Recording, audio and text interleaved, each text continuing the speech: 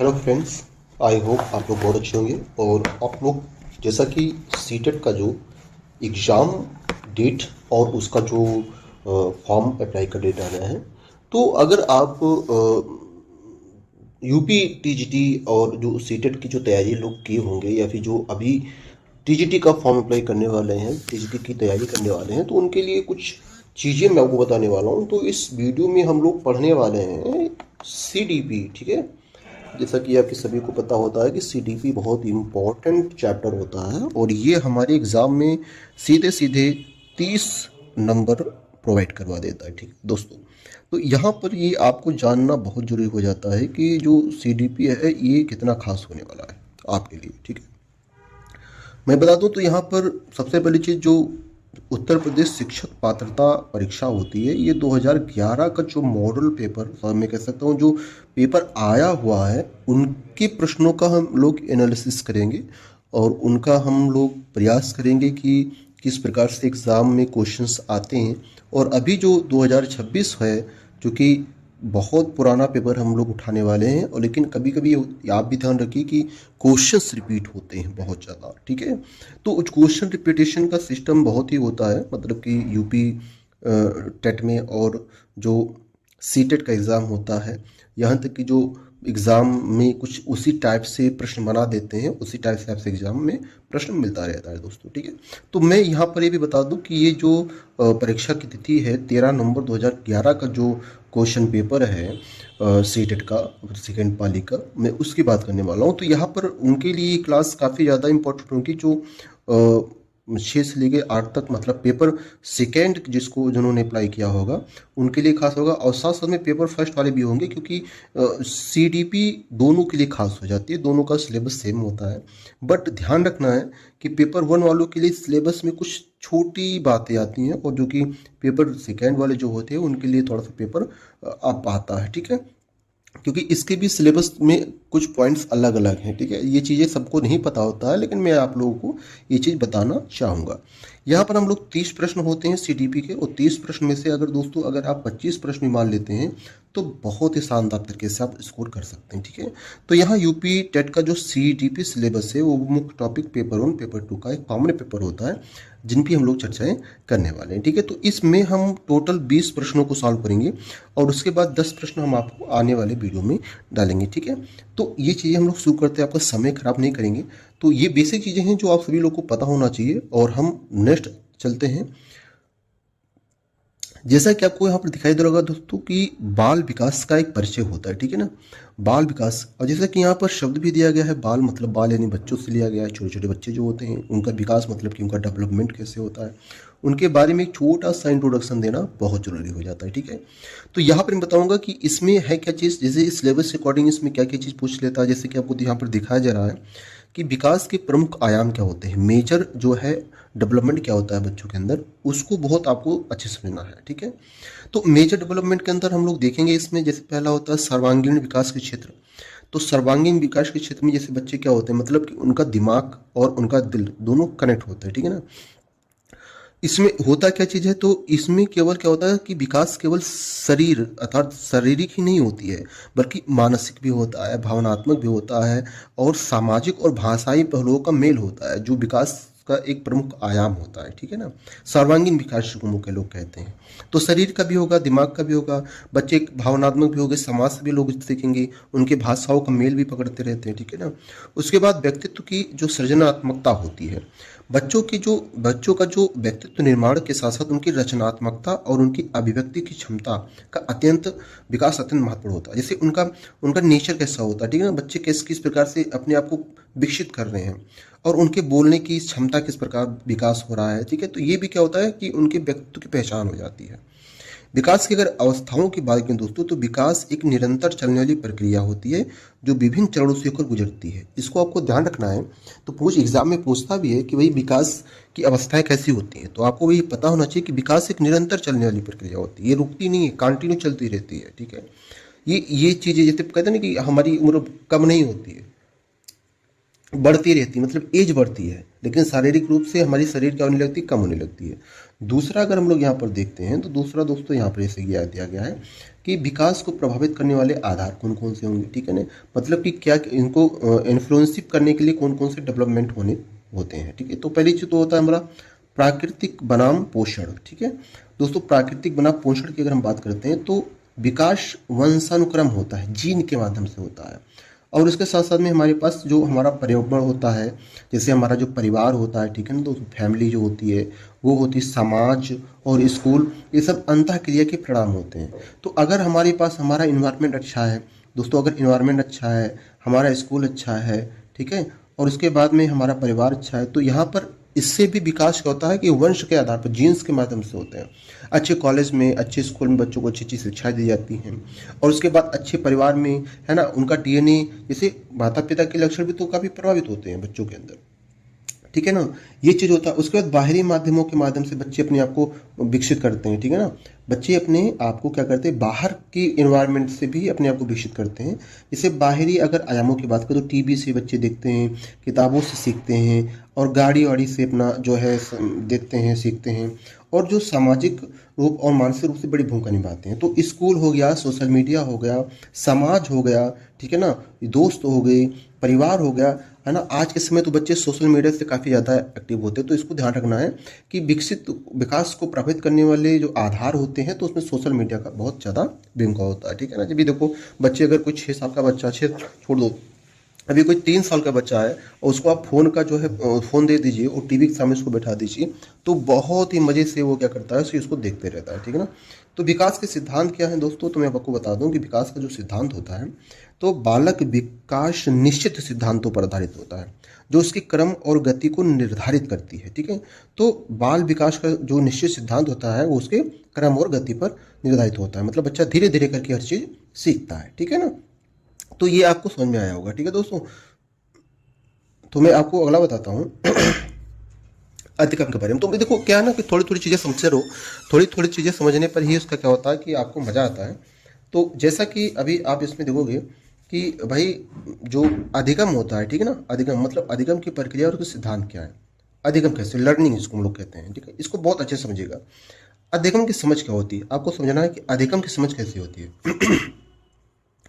अधिगम और इसको प्रभावित करने वाले कारक कौन कौन से। तो कहते हैं कि अधिगम क्या होता है, सीखने की एक सतत प्रक्रिया होती है दोस्तों, ठीक है ना। अधिगम क्या होता है, ये सीखने की एक सतत प्रक्रिया होती है जो व्यक्तिगत और पर्यावरण कारकों को से प्रभावित होती है। तो अगर आपके पास सीखना है, आप अगर कुछ चीज़ सीखना चाहते हो, अधिगम करना चाहते हो, लर्निंग करना चाहते हो, तो क्या करोगे आप सबसे पहले, ये एक तो सतत प्रक्रिया होती है जो व्यक्ति और एनवायरनमेंट से प्रभावित होती है, ठीक है ना।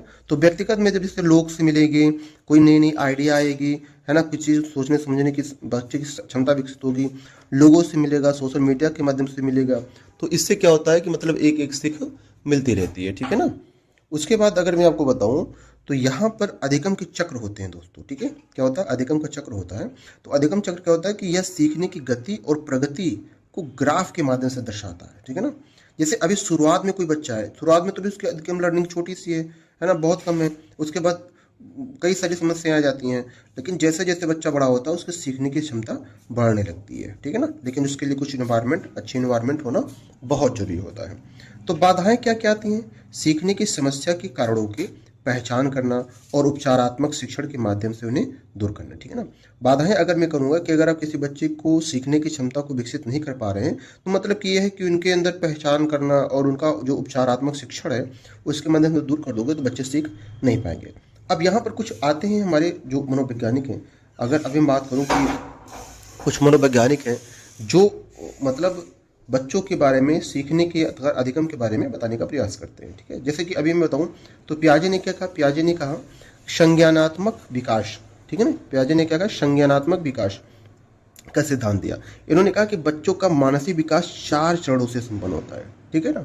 तो पियाजे ने क्या कहा कि 4 चरण से मतलब 4 स्टेप होते हैं, 4 स्टेज होते हैं जिससे बच्चा क्या करता है, सीखता है। उसके बाद वाइगोस्की आए, वाइगोस्की ने कहा कि सामाजिक सांस्कृतिक सिद्धांत होता है, ठीक है ना। इन्होंने क्या दिया, सामाजिक सांस्कृतिक सिद्धांत दिया दोस्तों, है ना। इन्होंने कहा कि सीखने में समाज और संस्कृति और जेड-पी-डी या जो है इसको फोल्डिया, ठीक है ना, इसको फोल्डिया भी क्या है, इन्होंने बहुत ज़्यादा भावनात्मक रूप से इन्होंने इस पर जोर दिया, ठीक है ना। तो समाज से में सीखना वाइगोस्की ने कहा कि समाज से बच्चे सीखते हैं, सामाजिक सांस्कृतिक सिद्धांत से बच्चे सीखते हैं, और जेड संस्कृति से भी सीखते हैं, और जेड पीडी से भी सीखते हैं। इसके फोल्ड या ई सीखने का सबसे ज़्यादा महत्व बताते हैं, मतलब कि बच्चे दूसरे से अपना जो रिलेट करके बच्चे सीखने का प्रयास करते हैं, ठीक है ना। यहाँ पर आप देख लोगे, इसमें ग्राफ में देखा गया सोसाइटी से, इसको फोल्डिया से, संस्कृति थे, और जीडीपी से थे ना, बहुत अच्छा करते हैं, ठीक है ना। उसके बाद एक हमारे अगले आते हैं जिनका नाम होता है व्यवहारवादी दृष्टिकोण, है ना, थॉर्नडाइक ने कहते हैं कि प्रयास और त्रुटि से क्या होता है कि बच्चे सीखते हैं, ठीक है। अगर क्या है कि अगर बच्चे प्रयास नहीं करेंगे और उनके अंदर कमियां नहीं होंगी, त्रुटियां नहीं आएंगी, तब तो लोग बच्चे सीख नहीं पाएंगे। इन्होंने कहा कि जो पावलोव और स्किनर के अनुबंध में सिद्धांतों को समावेश कर दिया, ठीक है। जैसे उन्होंने कबूतर को बंद करके दिखाया, है ना, प्रैक्टिकल करके दिखाया। उसके बाद उन्होंने दिखाता है, मतलब कुत्ते को घंटी बार बार बजाते हैं तो खाना वाना मिलता है, ठीक है। बिल्ली को ऐसे दूध बार बार घंटी बजाते हैं, है ना। तो ये सारी चीज़ें हम इन सब के बारे में मतलब ये डिटेल से एक वीडियो में बात करेंगे, और इनसे कितने प्रश्न आए हुए हैं पिछले यूपी टीईटी में और सीटेट में कितने प्रश्न आए हुए हैं, वो सारा हम लोग एनालिसिस करेंगे। तो प्याजे के बारे में पढ़ेंगे एक अलग वीडियो में, एक अच्छे से। उसके बाद वाइगोस्की के बारे में पढ़ेंगे, और जो पावलोव और स्किनर के बारे में पढ़ेंगे, ठीक है ना। यहाँ वाइगोस्की का सामाजिक जो सिद्धांत था, हमने बताया, जैसा कि इन्होंने कहा कि भाई वाइगोस्की का सामाजिक और सांस्कृतिक सिद्धांत देते हैं सीखने में समाज की संस्कृति की, और है ना, स्केरेफोल्डिया जीपीडी का बहुत ज़्यादा अहम भूमिका निभाते हैं, ठीक है ना। तो ये सारी चीज़ें आपको थोड़ा सा समझने की जरूरत तो पड़ जाती है। यहाँ पर मैं बताऊँ तो यहाँ पर कुछ सिद्धांत है, जैसे कि ट्रायल एंड एरर का जो सिद्धांत है, इसको किसने प्रतिपादित किया था, ध्यान रखना है, थॉर्नडाइक ने, ठीक है ना। ट्रायल एंड एरर मतलब ट्राई करो, उसके बाद कोशिश करो, क्या मिलता है, अच्छा मिलता है, बुरा मिलता है तो नहीं, उसका है ना, उससे कुछ सीख मिलती है, थॉर्नडाइक ने कहा। और इनका मुख्य विचार क्या था, अभ्यास और प्रयास से सीखना। थॉर्नडाइक ने कहा कि प्रैक्टिस करो, ढेर सारी प्रैक्टिस करो। हम लोग भी कहते हैं ना कि चलो सीटेट की प्रैक्टिस करो और टेट का प्रैक्टिस करो, उसको मॉक टेस्ट लगाओ, ठीक है ना। तो ये क्या है, इस पर हम लोग क्या करते हैं कि बच्चों पर जो प्रयास करते हैं, ठीक है, अभ्यास करवाते हैं, सीखने का प्रयास पर जोर देते हैं, ठीक है ना। और क्लासिकल कंडीशनिंग थी, इसका किसने प्रतिपादित किया था, तो पावलोव ने कहा कि ऐसा है कि एक मतलब एक घंटी ले लीजिए और एक कुत्ते को बंद कर दीजिए या कुत्ते को रखिए, और उसके सामने खाने पीने के कुछ सामान रखिए। तो ये देखिए कि अगर कुत्ता बेल बजाता है एक बार जो कुत्ता है वो बेल बजाएगा, तो उसको खाने का चीज दीजिए, ठीक है ना। ऐसे ऐसे बार बार करिए, और जब 2-3 बार क्या करेंगे कि बेल बजेगी, मतलब जब बेल कुत्ता बजाएगा तभी खाना मिलेगा, तो उसको जब एहसास हो जाएगा ना कि हाँ बेल बजाऊंगा तभी खाना मिलेगा, है ना, तो वो क्या होगा, बच्चा मतलब उसे सीख लेता है ना। इसको पावलोव ने कहा, ठीक है ना, मतलब क्लासिकल कंडीशनिंग की जो सिद्धांत था, थ्योरी थी, उसको पावलोव ने दिया, ठीक है। तो पावलोव का जो मुख्य विचार था कि उद्दीपन और स्वाभाविक प्रतिक्रिया, अगर जब तक उद्दीपन नहीं होगा, स्वाभाविक प्रतिक्रिया नहीं होगी, है ना, तब तक बच्चा विकसित नहीं होगा, ठीक है। ऐसा मतलब पावलोव का मानना था। इनसाइट थ्योरी है ना, जिसको कोहलवर्ग ने कहा दिया था, कोहलर, ठीक है ना। कोहलर ने दिया था, कौन था, इनसाइट थ्योरी किसने दिया था, कोहलर ने दिया था। तो इसको आपको जरा ध्यान देना होगा, ठीक है। इन्होंने कहा कि सूझबूझ और जो है अवानक समाधान होता है, ठीक है ना। सूझबूझ करके आप क्या करेंगे, किसी भी चीज को विकसित कर लेंगे, ठीक है, और ये चीज बहुत इंपॉर्टेंट हो जाता है, ठीक है। तो ऐसे ही हम आपको अगले पॉइंट पे ले चलते हैं। अगला हमारे पास आ जाता है प्रभावी शिक्षण और नवाचार, ठीक है ना। तो प्रभावी शिक्षण और नवाचार में क्या होता है दोस्तों, ये आपको जानना बहुत जरूरी होता है। प्रभावी शिक्षण और नवाचार एक मार्गदर्शिका होती है, ये भी एक मतलब सीडीबी का बहुत इंपॉर्टेंट पॉइंट हो जाता है। इसमें इन्होंने कहा कि शिक्षण के मूल सिद्धांत क्या होंगे, आधुनिक तकनीकों और मूल्यांकन प्रक्रिया के एक प्रमुख घटकों को स्पष्ट करना होता है, ठीक है। अगर आप जो है एक अच्छे शिक्षण हैं, मतलब शिक्षण का काम करवाना है, प्रभावी शिक्षण का काम करना है, नवाचार लाना है, तो आपको इन बातों पर बहुत ज़्यादा ध्यान देने की जरूरत पड़ती है, ठीक है। जैसे अब मैं आपको बताऊं तो शिक्षण का जो सिद्धांत होता है और नवाचार के बारे में बताते हैं। जैसे कि समझिएगा, इन्होंने कहा कि शिक्षण के मूल आधार और उद्देश्य क्या होने चाहिए। तो शिक्षण का अर्थ केवल ज्ञान प्रदान करना नहीं होता, ध्यान रखना, अभी मैं इस पर क्वेश्चन भी कराने वाला हूँ, ठीक है। तो शिक्षण का अर्थ केवल ज्ञान प्रदान करना नहीं, बल्कि जो विशिष्ट उद्देश्यों और उनके सिद्धांतों पर आधारित होना चाहिए, ठीक है। दूसरा होता है कि जो नवाचारी शिक्षण तकनीक होती है, नवाचारी शिक्षण और तकनीकें क्या होती हैं दोस्तों, यहाँ पर मैं आपको बताना चाहूँगा कि शिक्षण को प्रभावी बनाने के लिए आधुनिक तकनीकों और नवीनतम शिक्षण विधियों का उपयोग करना चाहिए। अगर नवाचारी शिक्षण तकनीकी अपनाना है, मतलब उनके अंदर कुछ नई चीज़ें विकसित करनी है, तो भाई आपके पास डिजिटल बोर्ड होना चाहिए, है ना। मतलब पढ़ाने के लिए एक नई नई चीज़ें, मोबाइल टैबलेट आज का यूज होता है, आधुनिक चीज़ें प्रयोग हो रही हैं, ठीक है। इसमें माइक्रो टीचिंग आ जाती है, जिसको सूक्ष्म शिक्षण प्रयोग करते हैं। तो इसमें माइक्रो टीचिंग में क्या होता है कि ये शिक्षकों को भीतर विशिष्ट शिक्षण कौशल और विकसित करने के लिए एक प्रभावी प्रशिक्षण विधि बनाती है। माइक्रो टीचिंग बहुत इंपॉर्टेंट होता है, ठीक है ना। आपसे आपके कॉलेज में अगर आप बीएड किए होंगे तो आप लोग माइक्रो टीचिंग जरूर किए होंगे, ठीक है ना। तो इसमें क्या होता है कि शिक्षक के भीतर की जो विशिष्ट शिक्षण कौशल होता है उसको विकसित करने का प्रयास किया जाता है माइक्रो टीचिंग अंदर, कि एक शिक्षक किस प्रकार से बच्चों को क्या सिखा सकता है, ठीक है ना। अगर हम बात करें इसमें तो अधिगम में हम लोग क्या क्या सुधार कर सकते हैं, अधिगम में हम लोग क्या क्या सुधार कर सकते हैं दोस्तों, अधिगम में हम लोग क्या सुधार कर सकते हैं इसकी बात करते हैं। तो इसमें हम लोग कई सारी चीज देखते हैं, जैसे कि यहाँ पर आपको दिखाई दे रहा होगा कि मूल शिक्षण कौशल की अगर बात करें, मूल शिक्षण कौशल में हम लोग क्या कर सकते हैं, प्रभावी शिक्षण के लिए बुनियादी कौशलों में निपुणता और जो जो शिक्षण अधिगम की प्रक्रिया होता है उसको सुगम बनाया जा सकता है, ठीक है ना। कि मतलब कि नए नए आइडिया देना और उसको बच्चों के साथ में मेल जोल करके बातें करना, ठीक है, और नई नई चीज़ें विकसित करना, सोचने समझने की क्षमता विकसित करना, है ना, चैट के माध्यम से इससे बात करना, आइडिया एक दूसरे को प्रदान करना। तो इससे क्या होता है कि मूल शिक्षण कौशल में विकास होता है। निरंतर मूल्यांकन करना चाहिए। अगर दोस्तों मैं बताऊं, निरंतर मूल्यांकन करने का भी फायदा होता है, ठीक है। कहते हैं कि अधिगम जो असेसमेंट होता है, अधिगम के स्तर की जांच करने के लिए और सुधार के लिए एक अधिगम मूल्यांकन बहुत आवश्यक होता है, ठीक है ना। कि पहले मतलब टेस्ट लो, उसके बाद उसको चेक करो उसमें कितने नंबर मिले, उसके बाद बच्चों का एक लेवल बताया जाता है, ठीक है ना। उसके बाद बच्चा अपने एम को प्राप्त कर लेता है, ठीक है। उसके बाद एक होता है उपचारात्मक शिक्षा, ठीक है। उपचारात्मक शिक्षा को कहते हैं कि मतलब छात्रों को, मतलब छात्रों की सीखने की कठिनाई को पहचानना और उसे दूर करना, इसको कहते हैं उपचारात्मक शिक्षा को। स्टूडेंट को क्या करना है, स्टूडेंट के क्या होते हैं कि उनके पढ़ने के सीखने की क्षमता को पहले क्या करो, उनकी कठिनाइयों को समझो, एनालिसिस करो, और उसके बाद उनके लिए एक नया तरीके से उनको बताने का प्रयास करो, ठीक है। इससे पहचान कर सकते हैं और उनकी जो अधिगम सीखने की जो क्षमता कम हो रही है उसको बहुत ही ज़्यादा विकसित किया जा सकता है, ठीक है ना। इसके बाद हमारे पास आ जाता है समावेशी शिक्षा और जो है निर्देशन, एक व्यापक मार्गदर्शिका होती है, ठीक है। अब यहाँ समझने की जरूरत होती है आपके पास, जैसे समावेशी शिक्षा और जो उनकी पहचान कैसे किया जाता है, मतलब जो विशेष आवश्यकता वाले जो बच्चे होते हैं ना, जिसको हम लोग CWSN कहते हैं, मतलब विशेष आवश्यकता वाले बच्चे, है ना। तो समावेशी शिक्षा में क्या कर सकते हैं, बात को समझिएगा। जो विशेष आवश्यकता वाले बच्चे होते हैं उनकी पहचान कैसे की जाती है, तो बच्चों को विशिष्ट आवश्यकता को पहचान कर उनके लिए उचित उपचार और शिक्षण व्यवस्था का मतलब व्यवस्था करना, ठीक है ना। मतलब कुछ विशिष्ट बच्चे होते हैं, उनको क्या करना, उनके अंदर पहचानना है, उनके लिए शिक्षण कौशल अर्थात उनके शिक्षण की व्यवस्था करना, एक अच्छे तरीके से विकसित करना, ठीक है। एक होते हैं वंचित वर्गों का पूर्ण, मतलब वंचित वर्गों का पूर्ण समावेशन, ठीक है। जैसे कुछ बच्चे होते हैं जो वंचित वर्ग से होते हैं, जैसे कि भाषा के आधार पर भी हो सकते हैं, जाति के आधार पर हो सकते हैं, लिंग के आधार पर हो सकते हैं, और विकलांगता जैसे कि डिसेबिलिटी के आधार पर हो सकते हैं। तो ये बाधाओं को दूर करने कि एक मुख्य धारा को जोड़ता है, एक नए नए आइडियाज देते हैं, ठीक है। इसमें क्या करना होता है, इसमें दोस्तों करना पड़ता है हमें विशिष्ट सहायता, मतलब विशिष्ट शिक्षण सहायता सामग्री का प्रयोग किया जाता है, ठीक है ना। जैसे कोई बच्चा मतलब आंख से डिसेबल है या पैर से डिसेबल है या हाथ से डिसेबल है या बोल नहीं पाता है या सुन नहीं पाता है ना, तो उनके लिए क्या करते हैं हम लोग, ब्रेल लिपि और विशेष गतिविधियों जिससे उनके उपयोग करके शिक्षण को सुगम बना सकते हैं, ठीक है ना।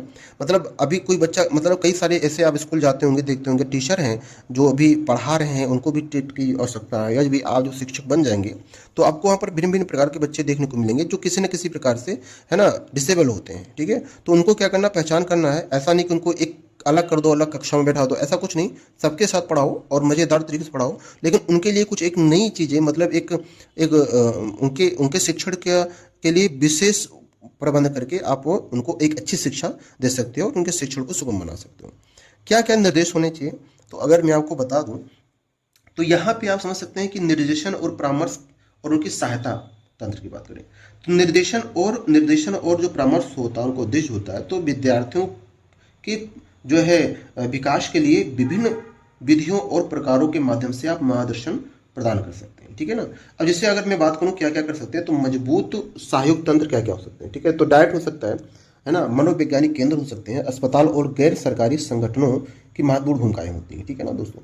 डाइट हो गया, अगर आप मनोवैज्ञानिक है, साइकोलॉजी है, आप सोसाइटी से भी कई सारी चीज़ें बच्चों के अंदर विकास कर सकते हो, किताबों की कर सकते हो, नई नई आइडिया दे करके आप बच्चों के मस्तिष्क को विकसित कर सकते हो। अस्पताल हॉस्पिटल से बच्चे सीखते हैं बहुत सारी चीज़ें। गैर सरकारी संगठन इसमें महत्वपूर्ण भूमिका निभाता है, ठीक है। और एक मजबूत तंत्र जो होता है वो बच्चों के अंदर काफ़ी ज़्यादा विकास करता है, ठीक है। नेक्स्ट अगर हम बात करें तो यहाँ पर मैं आपको एक चीज़ बताना चाहूँगा कि अगर आप यूपी टेट 2026 सीडीपी की तैयारी कर रहे हैं, परीक्षा के लिए सबसे महत्वपूर्ण अगर टॉपिक्स की मैं बात करूँ दोस्तों, तो इसको बहुत अच्छे समझ लेना है कि टीचिंग और स्टूडेंट डेवलपमेंट ये बहुत इंपॉर्टेंट होता है, ठीक है। आपके एग्जाम के लिए ये बहुत ज़्यादा खास हो जाता है, टीचिंग और डेवलपमेंट की बात है, ठीक है। और यहाँ पे ये आपको जानना जरूरी हो जाता है दोस्तों कि इसमें क्या क्या चीज़ होता है। सबसे चीज़ें तो प्याजे जो होते हैं, जिन प्याजे जो होते हैं कि विकासात्मक चरण, जो यहाँ से 4 से 6 प्रश्न मिलते हैं।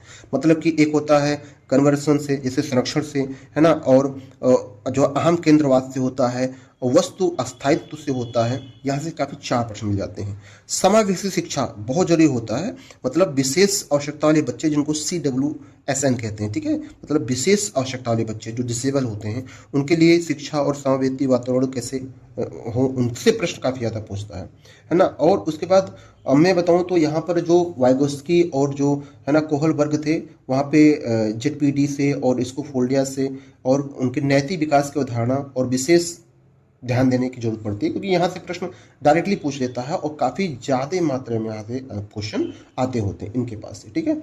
तो यहाँ पे आपको जानना जरूरी होता है। उसके बाद अधिगम के सिद्धांत से आपके प्रश्न काफ़ी ज़्यादा आ जाते हैं। अधिगम के सिद्धांत से मतलब कि लर्निंग ऑफ थ्योरी, जैसे अनुबंध से, अंतर्दृष्टि से के सिद्धांत से जुड़े काफ़ी प्रश्न देखने को मिलते हैं। तो ये चैप्टर अधिगम काफ़ी इंपॉर्टेंट हो जाता है। उसके बाद यहाँ पर शिक्षण विधियों और मूल्यांकन की अगर हम बात करें तो शिक्षण विधियों और मूल्यांकन से प्रभावी शिक्षण के तरीके, छात्रों के सतत मूल्यांकन कैसे किया जाता है, यहाँ से प्रश्न बहुत पूछता है, ठीक है। और उसके बाद खास आ जाता है हमारा अभिप्रेरणा, बुद्धि और व्यक्तित्व, मोटिवेशंस और इंटेलिजेंस और पर्सनालिटी, है ना, के प्रमुख सिद्धांत और मापन का अध्ययन करने के लिए, ठीक है। तो दोस्तों अगर मैं आपको बताऊं तो ओवरऑल यहाँ से आपके इतने अच्छे प्रश्न कवर हो जाते हैं जिससे आपको काफ़ी ज़्यादा हेल्प हो जाती है, ठीक है ना।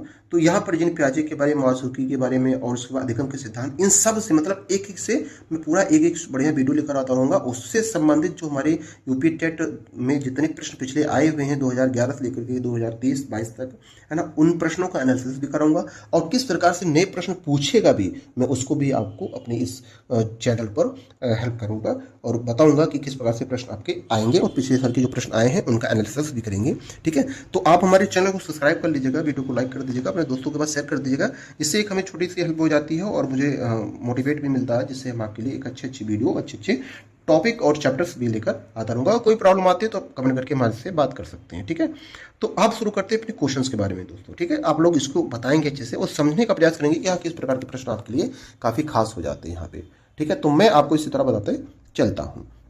जैसे कि यहाँ पर पहली बात करते हैं कि बुनियादी जो स्तर की जो मातृभाषा में शिक्षा देना बेहतर होता है। तो यहाँ पे ये ध्यान रखना कि 2011 का जो पेपर हुआ था उनका प्रश्न है और उनका विश्लेषण हम लोग करेंगे, और आप उन प्रश्नों को एनालिसिस करेंगे कि हाँ देखिए किस प्रकार से प्रश्न आपके एग्जाम में पूछता है और वो आपके लिए किस प्रकार से हेल्प करता है दोस्तों, ठीक है। तो यहाँ पर मैं आपको बताऊंगा, इसका आंसर आप लोग ध्यान से पढ़ें और ध्यान से पढ़ने के बाद इसका जवाब अच्छे तरीके से दीजिए। जैसे कि देखिए, बुनियादी स्तर की मातृभाषा में शिक्षा देना बेहतर है क्योंकि यहाँ पहला है कि बच्चों में आत्मविश्वास पैदा हो जाता है, अधिगम को सरल बना देता है, और बौद्धिक विकास को सहायता करेगा, या फिर प्राकृतिक वातावरण में बच्चों को सीखने में सहायता करेगा, ठीक है।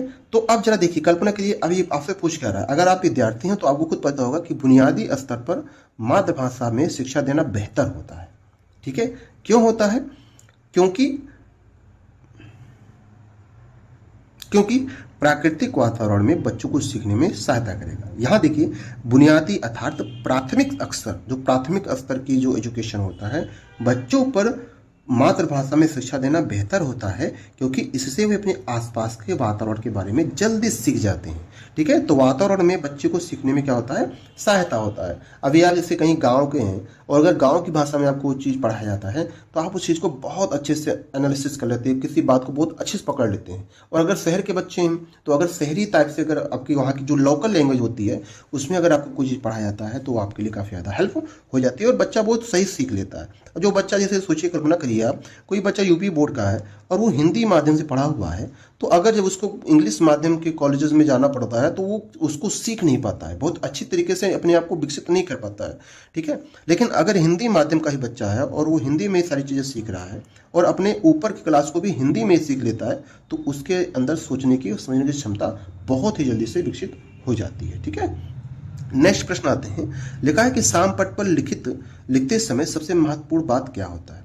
अगर आप ब्लैक बोर्ड पर कोई चीज़ लिखते हैं तो सबसे महत्वपूर्ण चीज़ें आप क्या सोचते हैं, है ना, क्या क्या चीज़ें आप में एक अच्छी लिखावट होनी चाहिए, लेखन में स्पष्टता होनी चाहिए, या फिर जो है बड़े अक्षरों में लिखना चाहिए, या फिर छोटे अक्षरों में लिखना चाहिए। भाई अगर आप टीचर हैं और पढ़ाना चाह रहे हैं, या फिर आप एक स्टूडेंट ही हैं और आप उसको पढ़ रहे हैं, तो आपको सबसे ज़्यादा ब्लैक बोर्ड पर जब कोई चीज़ लिखा होता है, श्यामपट्ट पर कोई चीज़ लिखा होता है, तो आपको पता होता है कि भैया अगर अच्छे से नहीं लिखा रहेगा तो हम समझेंगे कैसे, ठीक है। तो श्यामपट्ट मतलब ब्लैक बोर्ड पर लेखन की सबसे महत्वपूर्ण घटक लेखन में स्पष्टता होनी चाहिए, जिससे छात्र श्यामपट्ट पर लिखी गई विषय वस्तु को आसानी से और सुगमता पूर्वक पढ़ सके, ये खास होता है, ठीक है।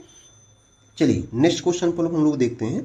तो नेक्स्ट प्रश्न हमारे पास आता है कि विद्यालय में विद्यार्थियों को कैसे अभिप्रेरित करना चाहिए, ठीक है, कैसे उन्हें अभिप्रेरित करना चाहिए, ठीक है। अगर आप कॉलेज में पढ़ा रहे हैं, या आप विद्यार्थी हैं, या आप टीचर ही हैं, क्योंकि अब लोग टीचर की तैयारी करें तो आप टीचर ही होंगे, ठीक है। और जो लोग अभी जैसे कुछ है ना, कुछ ऐसे अध्यापक होंगे जिनको टेट के लिए बहुत ज़रूरी है, ठीक है, उनके जॉब के लिए, तो गवर्नमेंट ने उनके लिए जो है अनिवार्य कर दिया है, तो भाई उनको टेट क्वालिफाइड तो करना ही पड़ेगा। तो मैं आपको बताऊं कि विद्यालय में जो विद्यार्थी होते हैं को अभिप्रेरित करने के लिए क्या उचित होता है, ठीक है। तो यहाँ पर दिया गया कि भाई क्या है कि जो है रटने गए अध्ययन द्वारा, या प्रारंभिक अध्ययन द्वारा, या फिर जो है गहन अध्ययन द्वारा, या फिर सतत अभ्यास के द्वारा, ठीक है। तो यहाँ पर मैं आपको बताऊं तो अगर बच्चों को अभिप्रेरित करने के लिए भाई उनके लिए क्या होता है कि प्रारंभिक अध्ययन बहुत जरूरी होता है, ठीक है ना, प्रारंभिक अध्ययन। तो विद्यालय में विद्यार्थियों को प्रारंभिक अध्ययन द्वारा अभिप्रेरित किया जा सकता है, ठीक है। यहाँ प्रारंभिक अध्ययन का तात्पर्य ऐसे अध्ययन से होता है जो बच्चों के जीवन से संबंधित हो और उनके भविष्य में उपयोगी हो। तो मतलब प्राइमरी टाइप का जो एजुकेशन होता है वो देना चाहिए, जो उनके जीवन से संबंधित होना चाहिए, उनके लाइफ से रिलेट करके होना चाहिए, उनके फ्यूचर को काफ़ी अच्छा ब्राइट कर सके, ठीक है, उस प्रकार का एजुकेशन देना चाहिए, ठीक है। तो नेक्स्ट क्वेश्चन हमारे पास दोस्तों आ जाता है कि शिक्षा का उद्देश्य होना चाहिए। शिक्षा का क्या उद्देश्य होना चाहिए, शिक्षा का क्या उद्देश्य होना चाहिए, दिया गया जैसे हमें विद्यार्थियों में व्यावसायिक कुशलता का विकास करना, विद्यार्थियों में सामाजिक जागरूकता का विकास करना, विद्यार्थियों को परीक्षा के लिए तैयार करना, व्यवहारिक जीवन जीने के लिए विद्यार्थियों को तैयार करना, ठीक है। तो सबसे खास चीज ये है दोस्तों कि व्यवहारिक जीवन जीने के लिए विद्यार्थियों को तैयार करना शिक्षा का मुख्य उद्देश्य ही होना चाहिए, ठीक है। तो शिक्षा का मूल उद्देश्य जीवन जीने की एक कला सीखना है, जिसमें विद्यार्थी व्यवहारिक जीवन के लिए तैयार हो सके, ठीक है ना। तो अगर बच्चा एजुकेशन ये नहीं कि मतलब हर व्यक्ति एक व्यवसायी बने या समाज को जागरूकता का विकास करे, ऐसा हो नहीं सकता है। लेकिन हाँ, आप एक अच्छी एजुकेशन देंगे किसी बच्चे को तो उसके व्यवहारिक जीवन एक अच्छे तरीके से, वो क्राइम नहीं करेगा, वो है ना चोरी नहीं करेगा, या उल्टे सीधे से काम नहीं करेगा। अगर उससे अच्छा एजुकेशन मिल रहा है तो वो अपने जीवन को अच्छे तरीके से जी पाएगा, ठीक है। नेक्स्ट क्वेश्चन हमारे पास दोस्तों आ जाता है कि विद्यार्थी में अवांछित व्यवहार को किस प्रकार परिवर्तित करने में सबसे प्रभावी पद्धति होती है, ठीक है। बात को समझना है कि विद्यार्थियों में अवांछित व्यवहार को किस प्रकार परिवर्तित करने में सबसे प्रभावी पद्धति होती है। तो यहाँ पर आपको सबसे ज्यादा इंपॉर्टेंट हो जाएगा कि अवांछित व्यवहार के कारणों को ढूंढना और उनका उपचार का प्रबंधन करना, ये बहुत इंपॉर्टेंट हो जाता है। कि अगर बालक के अवांछित व्यवहार के कारणों को जानना आवश्यक होता है, उसके पश्चात उन कारणों की समस्या को उपचार के लिए प्रयास करके ही बालक के व्यवहार में परिवर्तन लाने का सबसे उचित और सबसे प्रभावी विधि होती है, ठीक है। तो क्या करना है कि उसके अवांछनीय कारणों को समझना है, ढूंढना है, और उसके बाद उनका क्या कर देना है, उपचार करना है, ठीक है। उनकी कमी को उनके उपचार कर देना है, ठीक है। उसके बाद होता है आपको शिक्षक दिवस पर कुछ विद्यार्थियों ने एक बधाई पत्र दिया है, और आप क्या करेंगे। अब एक शिक्षक हैं टीचर्स दिवस पर, है ना, और जो है बधाई दिया कुछ बच्चों ने, तो आप क्या करेंगे। पहली बात, आप शिक्षक दिवस बताएंगे कि कब होता है, आप कमेंट बॉक्स में कमेंट करके बताएं कि शिक्षक दिवस कब मनाया जाता है, ठीक है। तो इसमें क्या है कि आप उस समय क्या करेंगे, कह तो इसमें ऑप्शन दिया है कि कुछ नहीं करेंगे, दूसरा है कि उन्हें धन्यवाद देंगे, तीसरा है कि उन्हें ऐसा नहीं करने के लिए बोलेंगे या उन्हें डांटेंगे। भाई डांटेंगे क्यों, है ना। आप क्या करेंगे, उनको धन्यवाद देंगे, ठीक है। शिक्षक दिवस के अवसर पर छात्रों द्वारा शिक्षक को बधाई देना, शिक्षक की भावनात्मक रूप से छात्रों को धन्यवाद करना चाहिए। अगर आपको बच्चा कोई उपहार देता है या कुछ भी करता है तो उसको क्या करना है कि आपको उसके भावनात्मक रूप से उसको क्या करना है, थैंक यू या धन्यवाद बोलना है। नेक्स्ट प्रश्न हमारे पास आ जाता है दोस्तों, या तीसरा प्रश्न लिख के आया जो कि अगला नेक्स्ट क्वेश्चन होना चाहिए था। तो आपकी कक्षा में एक छात्र देर से आता है, ठीक है, एक कक्षा है, आप पढ़ा रहे हैं, वहाँ पर अब देर से आता है, तो आप उस समय क्या करेंगे, ठीक है। इसमें ऑप्शन दिया है कि मतलब आप उसके अभिभावकों को सूचित करेंगे, उसे दंड देंगे, कारण जानने की कोशिश करेंगे और उस पर कोई ध्यान नहीं देंगे, ठीक है। तो भाई ऐसा है कि पहले क्या होता था ना कि अभी क्लास में आप लेट हो जाओ किसी दिन, ऐसा मेरे साथ कई बार हुआ है। क्लास में अगर आप लेट हो जाते हो तो क्या करते हैं कि हमारे जो गुरुजी होते थे ना, वो मुर्गा बना देते थे, ठीक है, या फिर वो क्या करते थे, क्लास के बाहर खड़े कर देते थे, या फिर कान पकड़ के उखाड़ लेते थे। तो ये क्या करते थे, पनिश करते थे। तो ये ऐसा करना नहीं चाहिए होता था, ठीक है, उन्हें दंड नहीं देना चाहिए होता है। ठीक है, अगर वो काश हमसे सीडीपी पढ़े होते उस समय तो शायद जो है वो ऐसी गलती ना करते। लेकिन यहाँ पर आपको जानना ये है कि अगर आप एक शिक्षक हैं और आपके क्लास में एक बच्चा देर से आता है दोस्तों, तो क्या करना है आपको कि उसके कारण को जानना है कि वो देर से क्यों आया है, ठीक है ना। तो उस संवेदनशील शिक्षक द्वारा जो छात्र की कक्षा में देर से आने का कारण जानने का प्रयास करना चाहिए, उसके बाद उसकी समस्या का समाधान करने के लिए कदम उठाने चाहिए। मतलब उसको बताना चाहिए कि हाँ आप ऐसा लेट मत आइए, लेट आने से आपको क्या क्या नुकसान हो सकते हैं, उनके नुकसान को गिना दीजिए और उसके बाद एक मतलब प्यार से समझाने का प्रयास करिए, ये सही होता है, ठीक है ना। कारण जान लीजिए तभी आप उनको कुछ आइडिया दे दीजिए, ठीक है। नेक्स्ट है कि जब एक विद्यार्थी असफल होता है दोस्तों, कहते हैं कि जब एक विद्यार्थी असफल होता है तो समझा जाता है कि क्या समझा जाता है। अगर एक बच्चा अगर असफल हो जाता है किसी चीज़ में, विद्यार्थी असफल हो जाता है अपने एग्जाम में, असफल हो जाता है, तो आप क्या समझेंगे। तो इसमें क्या कहता है ना कि मतलब जब एक विद्यार्थी असफल होता है तो क्या समझा जाता है, प्रश्न में है। तो क्या विद्यार्थी असफल है, शिक्षक असफल है, पद्धति असफल है, या व्यक्तिक, है ना, व्यक्तिक असफल है, ठीक है। तो सबसे इंपॉर्टेंट चीज भाई यहाँ पर यह है कि अगर कोई बच्चा असफल होता है तो यहाँ पर यह ध्यान देना है कि जब एक विद्यार्थी असफल होता है तो समझा जाता है कि यह व्यक्तित्व असफलता है। मतलब विद्यार्थियों में विद्यार्थियों की असफलता के 3 कथन हो सकते हैं। विद्यार्थी असफल होते हैं क्योंकि शिक्षण उस तरीके से मतलब नहीं मिला जिस तरह से उसको चाहिए होना चाहिए था। उसके बाद कहते हैं कि विद्यार्थी असफल होते हैं क्योंकि विद्यालय व्यवस्था जो प्रत्येक विद्यार्थी की आवश्यकताओं और अभिरुचियों का ध्यान नहीं दे रहा है, या फिर उसकी वहाँ की जो पद्धति है वो अच्छी नहीं है, ठीक है ना।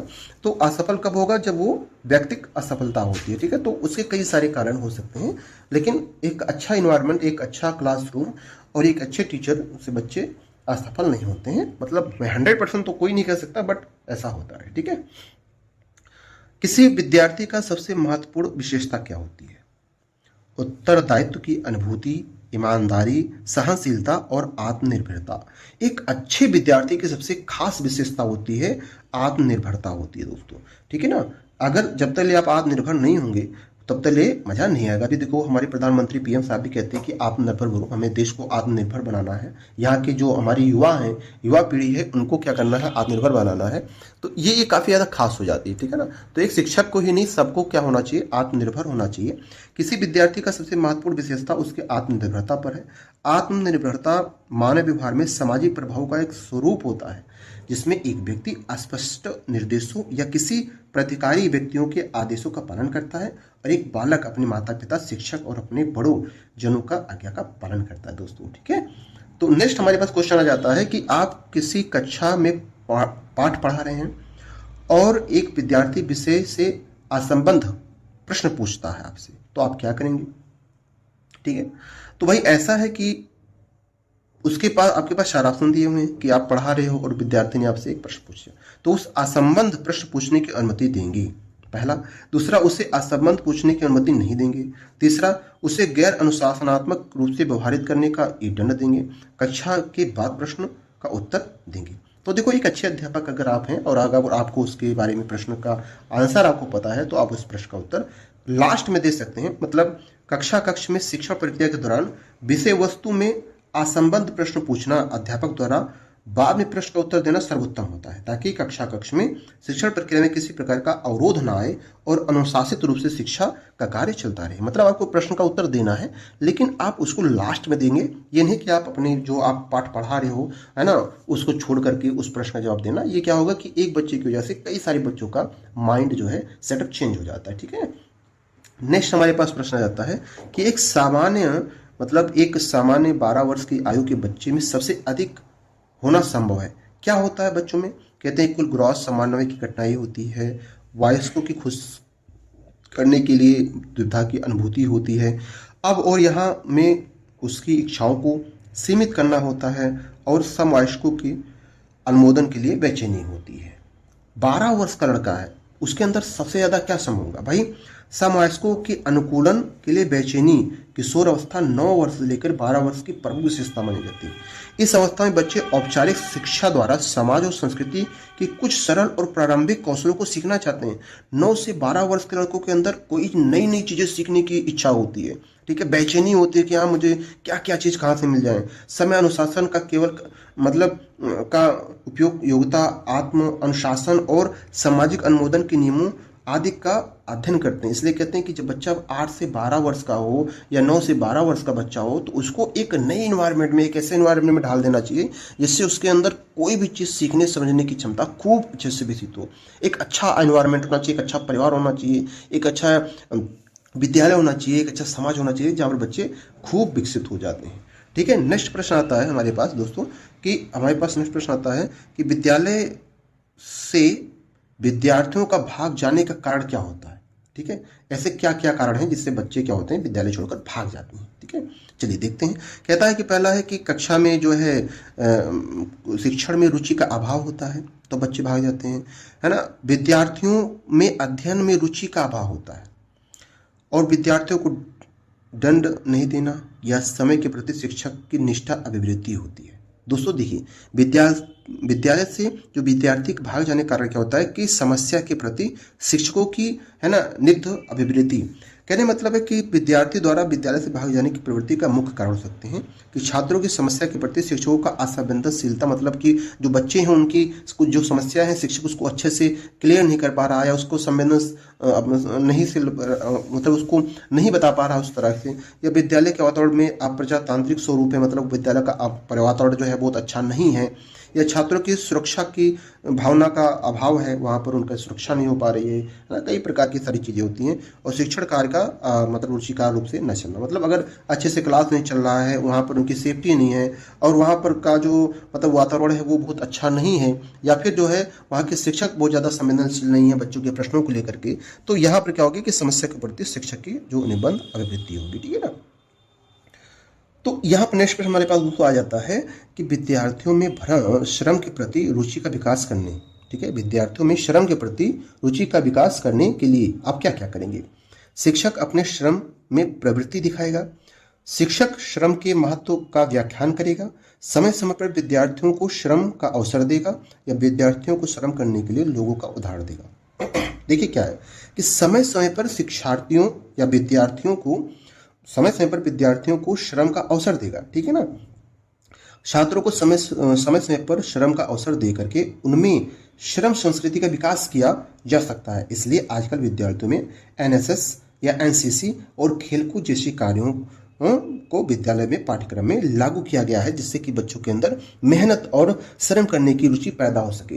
तो एनसीसी में देखो कितने बच्चों से ऊपर कराया जाता है, उनसे मानसिक शारीरिक रूप से वो क्या होते हैं, बहुत अच्छे से विकसित हो जाते हैं और समाज में उनके अंदर डिसिप्लिन बहुत ज़्यादा आ जाती है। एनसीसी वाले बच्चों को देखो बहुत ज़्यादा डिसिप्लिन में रहते हैं, मेहनत करते हैं और उनसे हर एक प्रकार के आप काम करवा सकते हो और उनके अंदर की जो डिसिप्लिन होती है वो बहुत अच्छे से विकसित हो जाती है। ठीक है, नेक्स्ट प्रश्न हमारे पास आता है कि बाल विकास की परिभाषा का अध्ययन क्षेत्र है। बाल विकास की परिभाषा का अध्ययन क्षेत्र है जो देखिएगा जो क्या है, कहता है कि इसमें कि मानवीय समायोजन में परिवर्तन का परीक्षण करता है, जीवन अवधि के दौरान व्यवहार की व्यवस्था देखता है, बच्चों की वयस्क और वरिष्ठ नागरिकता के साथ तुलना करता है या किसी बच्चे के संज्ञानात्मक, सामाजिक और दूसरे आयामों का क्रमिक विकास के लिए उत्तरदायी होता है।